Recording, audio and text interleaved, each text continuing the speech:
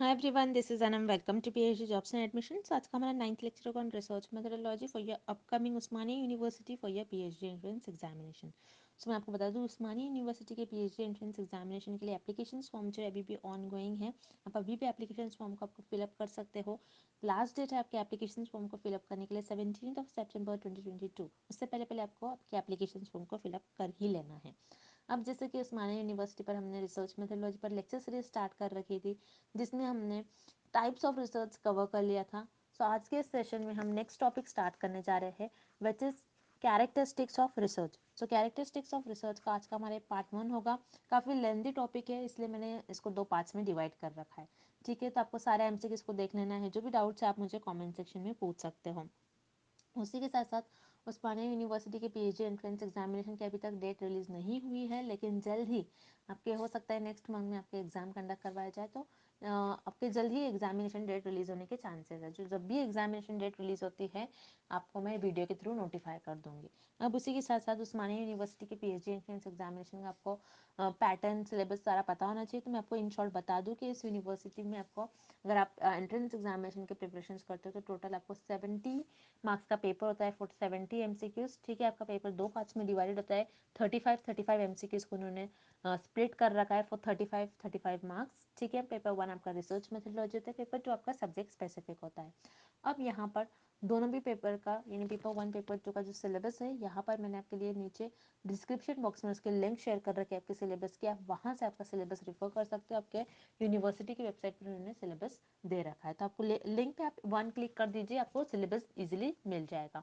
अब उसी के साथ साथ मैं आपको बता दूं, इस यूनिवर्सिटी में आपको पीएचडी एंट्रेंस एग्जामिनेशन में पास होने के लिए मिनिमम 35 एमसीक्यूज आपको करेक्ट मार्क कर कराने होता है। तो यहाँ पर हम आपको पेपर 1 के प्रिपरेशंस करवाते हैं।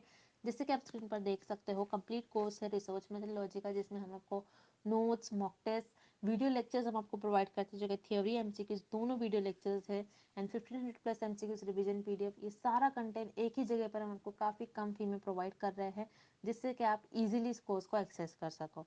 तो याद रखिएगा, पास करने की आपको रिस्पॉन्सिबिलिटी हमारी होती है। हम आपको पास करवाएंगे, आपको उसको टेंशन नहीं लेना है। बस आपको हमारे कोर्स को परचेस करके उसको फॉलो करना है। जैसे हम गाइड करते हैं, इंस्ट्रक्शंस जो है हमारे, उसको आपको फॉलो करना है। तो जल्द से जल्द आपको कोर्स को परचेस करना होगा। परचेस करने के लिए स्क्रीन पर जो आपको नंबर नजर आ रहा है, इस पर व्हाट्सएप के थ्रू आपको हमें कॉन्टैक्ट करना है, और आप हमारे ऐप के थ्रू भी स्टडी मटेरियल को एक्सेस कर सकते हो, जिसके लिए लिंक मैंने आपके साथ नीचे comment section as well as description box में भी शेयर कर रखा है। So that's it, and let's begin with the video. Video lectures है, थ्योरी और एमसीक्यूज दोनों वीडियो लेक्चर्स हम आपको प्रोवाइड करते हैं। थ्योरी से आपके कॉन्सेप्ट्स को हम बिल्ड करवाते हैं, और उसी के साथ साथ एमसीक्यूज से हम आपको सारे ट्रिक्स बताते हैं कि आपको किस तरीके से ट्रिक्स यूज़ कर एमसीक्यूज को सॉल्व करना है। नोट्स काफ़ी सिंपल लैंग्वेज में नोट्स है। नोट्स में हमने ऐसे पॉइंट्स भी कवर कर रखे हैं जो कि आपके इंटरव्यू में आपके लिए बहुत हेल्पफुल होंगे। उसी के साथ साथ मॉक टेस्ट से आपकी प्रैक्टिस होती रहती है, आपको पता लगता है कि आपकी कितनी प्रिपरेशंस हुई है, कितनी और आपकी प्रिपरेशंस बाकी हैं। And 1500 plus MCQs revision PDF, जिसमें इस पीडीएफ में हमने 1500 से भी ज़्यादा इंपॉर्टेंट एमसीक्यूज कवर कर रखे, जो कि सेंट्रल और गवर्नमेंट यूनिवर्सिटी में पूछे ही गए थे। तो आपको ज़्यादा से ज़्यादा हमारे इस कंटेंट से ही क्वेश्चंस पूछे जाएंगे। जैसे कि मैंने आपको बता दिया, 100% गारंटी के साथ कंटेंट हम आपको प्रोवाइड करते हैं। सो आपको सारी आपकी पास करने की रिस्पॉन्सिबिलिटी हमारी होती है। तो आपको ज़्यादा टाइम वेस्ट नहीं करते हुए आपकी प्रिपरेशन को स्टार्ट करनी है। स्क्रीन पर दिए गए नंबर पर आपको व्हाट्सएप के थ्रू हमें कॉन्टैक्ट करना है। नॉर्मल कॉल्स नंबर पर नहीं लगेगा, याद रखिएगा, व्हाट्सएप के थ्रू हमें कॉन्टैक्ट करना है। और आप हमारे ऐप के थ्रू भी स्टडी मटेरियल को एक्सेस कर सकते हो। सो ऐप को एक्सेस करने की लिंक मैंने आपके साथ comment section as well as description box में भी प्रोवाइड कर रखी है, जिससे कि आप 1 क्लिक में ही वहाँ से हमारे ऐप के पर 1 क्लिक पर से ही हमारे स्टडी मटेरियल को एक्सेस कर पाओगे। So that's it, and let's begin with the video. कौन सा ऑप्शन में correct characteristic of research given है, ये फाइंड आउट करना है। So let's look at option C, a random unplanned process. No, it is incorrect, because हमारी research random नहीं होनी चाहिए। हमको एक प्रॉपर स्ट्रक्चर और you can say procedure follow करना होता है वाइल परफॉर्मिंग रिसर्च। आपकी रिसर्च जिगजैग मैनर में नहीं होनी चाहिए। सो आपकी रिसर्च एक प्रॉपर स्टेप्स में आपको परफॉर्म करना होता है, और ना ही आपकी रिसर्च अनप्लान्ड होनी चाहिए। आपको एक प्रॉपर प्रोसेस फॉलो करना होता है, और यू कैन से एक स्ट्रक्चर फॉलो करना होता है while doing research. That's why here option C is incorrect.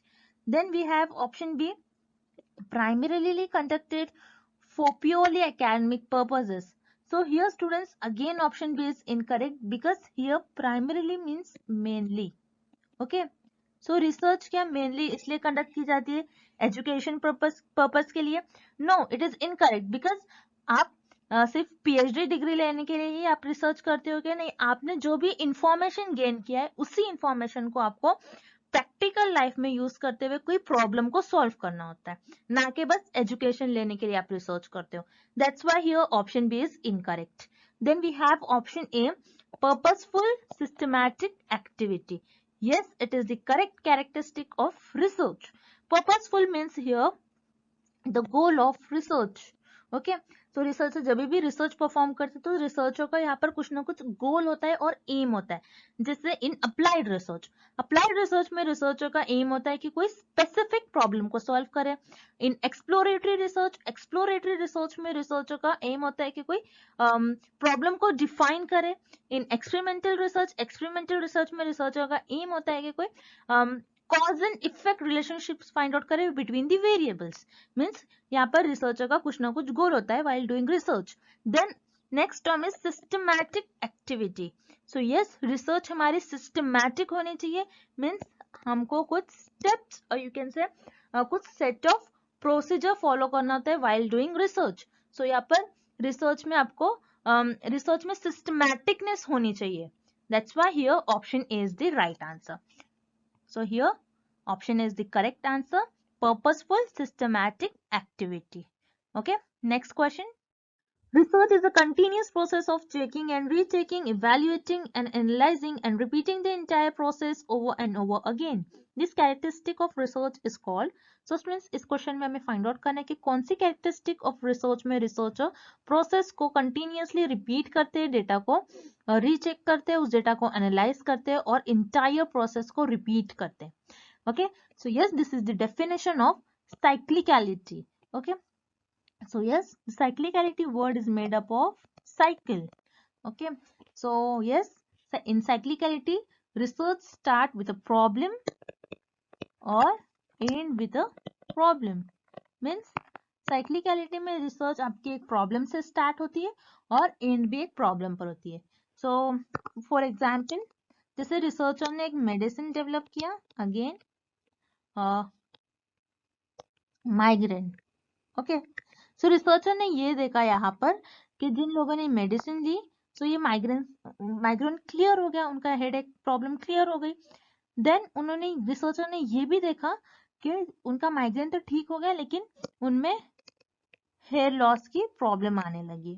Okay, so यहाँ पर माइग्रेन एक प्रॉब्लम थी और नेक्स्ट प्रॉब्लम रिसर्चर को क्या आई? Hair loss. मीन्स रिसर्चर ने यहाँ पर एक प्रॉब्लम सॉल्व की विच इज माइग्रेन एंड इस प्रॉब्लम का सोल्यूशन फाइंड आउट किया एंड रिसर्चर को अनदर प्रॉब्लम आई विच इज हेयर लॉस. फिर रिसर्चर ने अगेन इस प्रोसेस को रिपीट किया. Okay, that's why it is the definition of cyclicality. Cyclicality में आप कोई प्रोसेस को अगेन एंड अगेन रिपीट करते हो. Okay, then here option B, logical.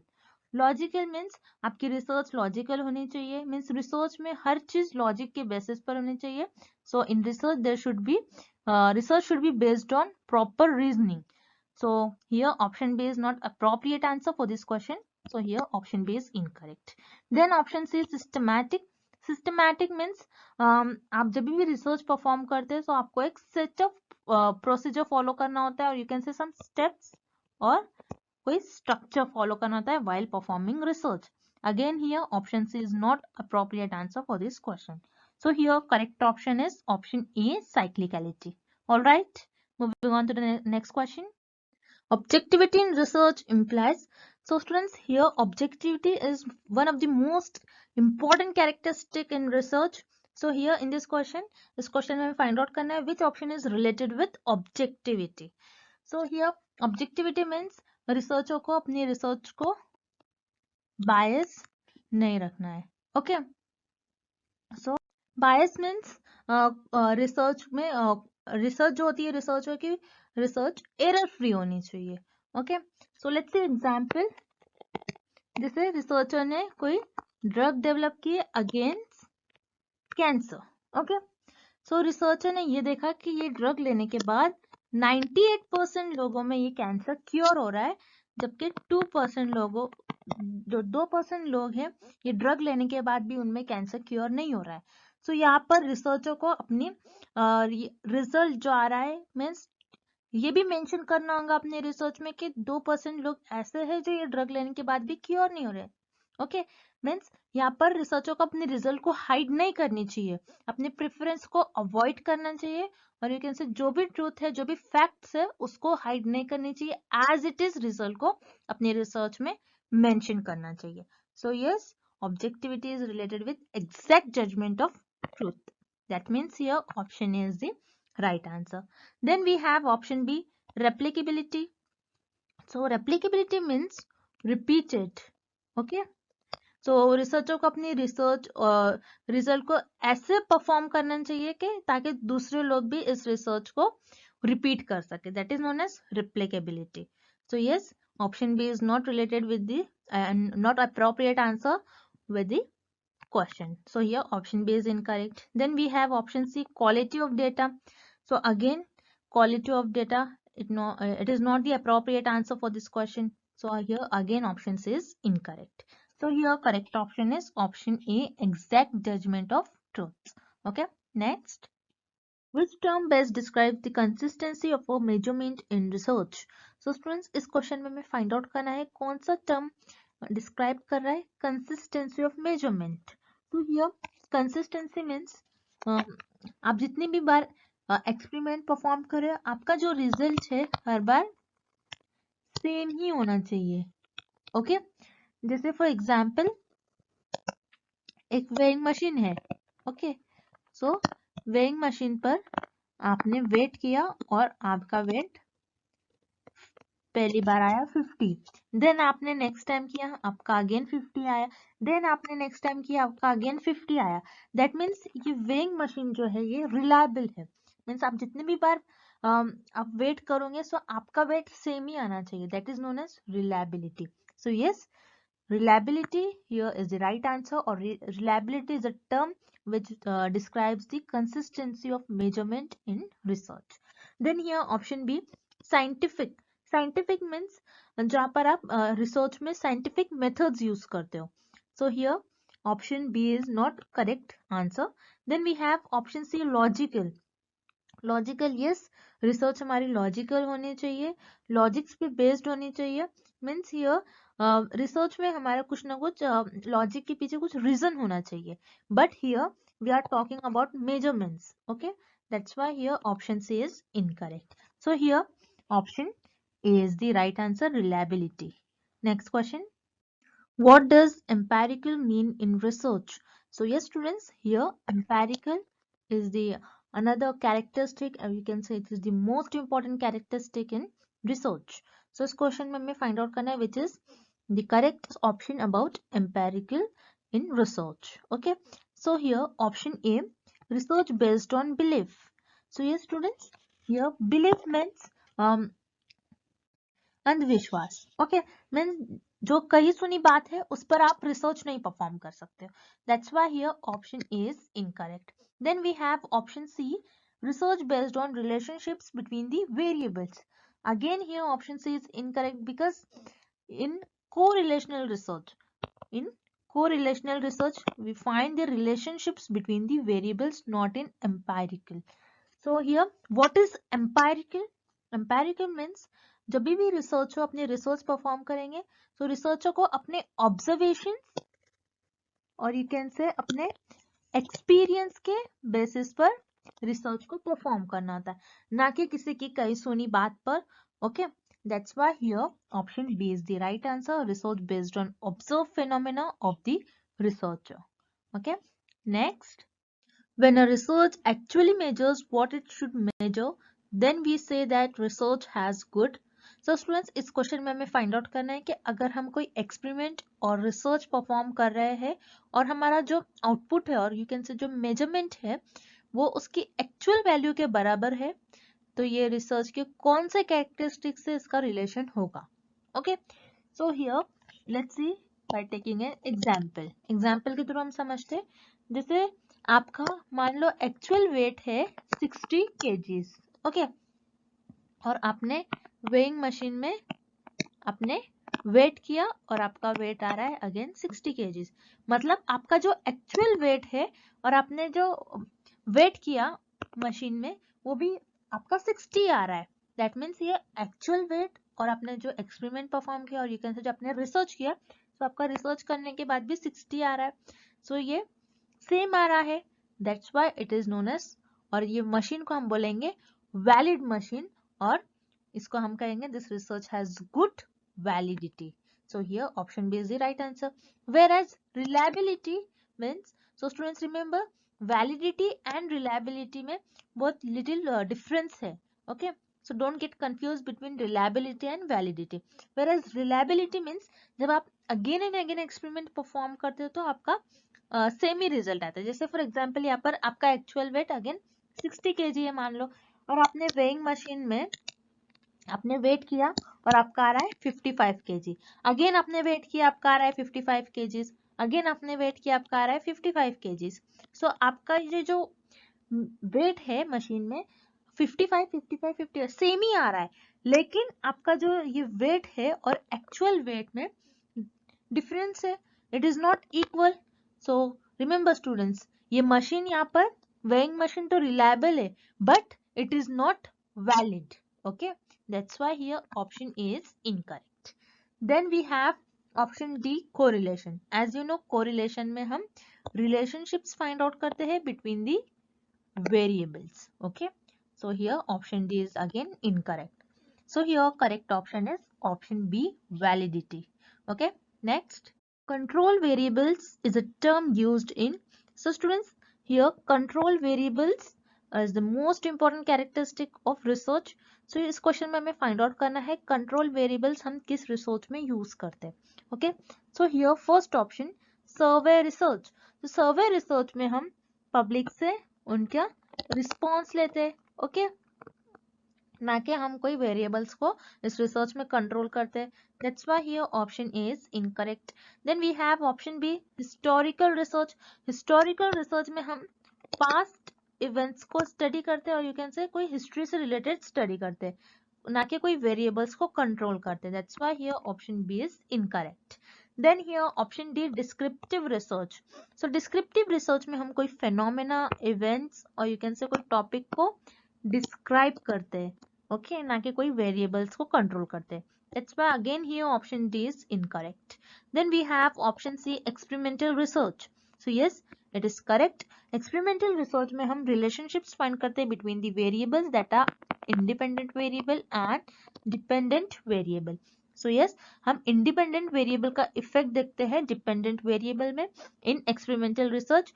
और here student, this is very important, यहाँ पर जो भी एक्स्ट्रा वेरिएबल होंगे उस एक्स्ट्रा वेरिएबल को हम यहाँ पर कंट्रोल करते हैं और उस वेरिएबल्स को कांस्टेंट रखते हैं थ्रू आउट द एक्सपेरिमेंट.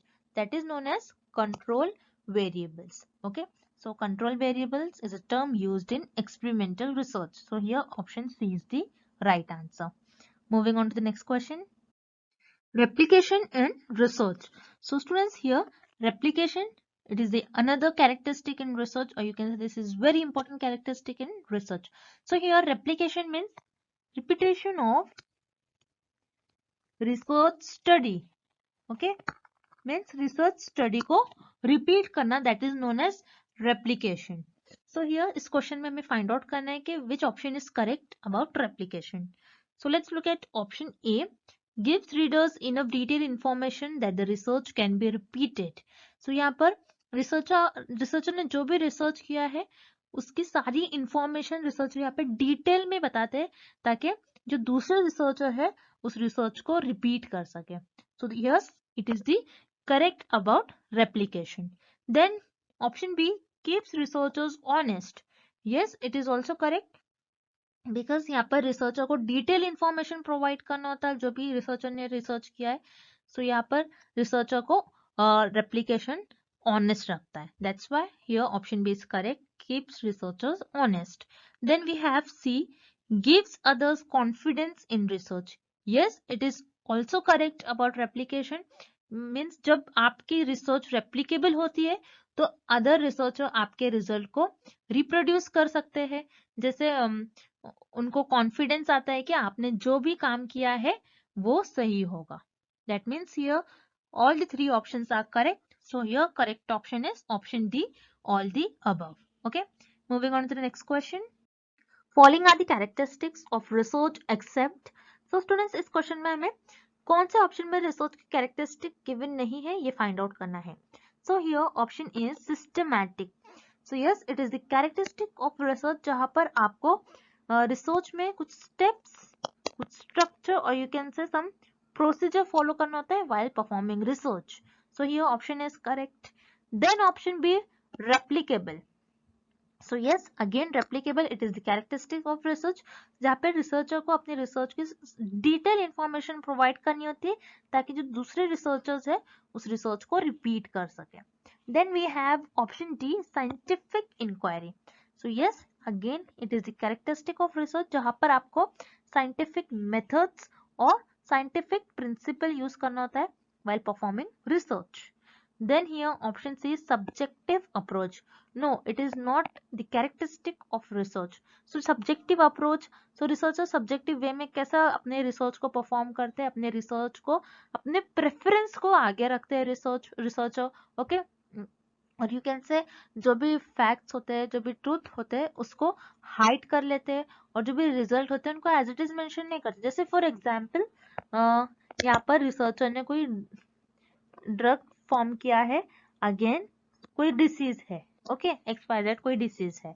सो यहाँ पर रिसर्चर ने ये देखा ये ड्रग्स लेने के बाद 99% लोग क्योर हो रहे, वाइल 1% लोग ऐसे हैं जो ये ड्रग लेने के बाद उनमें उनकी डिसीज क्योर नहीं हो रही है. दैट मीन्स हियर रिसर्चर यहाँ पर 1% को इग्नोर कर देंगे और यू कैन से नेग्लेक्ट कर देंगे और अपनी थियोरी को प्रूफ कर देंगे. सो yes, that's why here subjective approach, it is not the characteristic of research. So your research should be, what is the opposite of subjective? Objective. Okay, so your research should be objective, not subjective. So here option C is the right answer, subjective approach. Okay, next. Increased exercise is likely to burn more calories is what type of correlation? So students, इस question में हमें एक example given है और हमें find करना है वो एग्जाम्पल किस कोरिलेशन टाइप में लाई करेंगी. Okay, so here example is increased exercise. Okay, so यहाँ पर एक्सरसाइज आप ज्यादा करोगे सो आपकी कैलोरीज क्या होगी, कैलोरीज भी आपकी ज्यादा बर्न होगी. सो यहाँ पर आप देख रहे हो ये दोनों भी वेरिएबल्स सेम डायरेक्शन में मूव कर रहे हैं.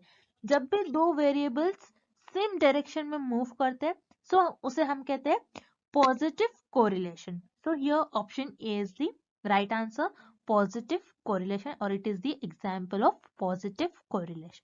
So students, I hope the characteristic of research is clear to everyone, and the next part of it we'll see in tomorrow's lecture.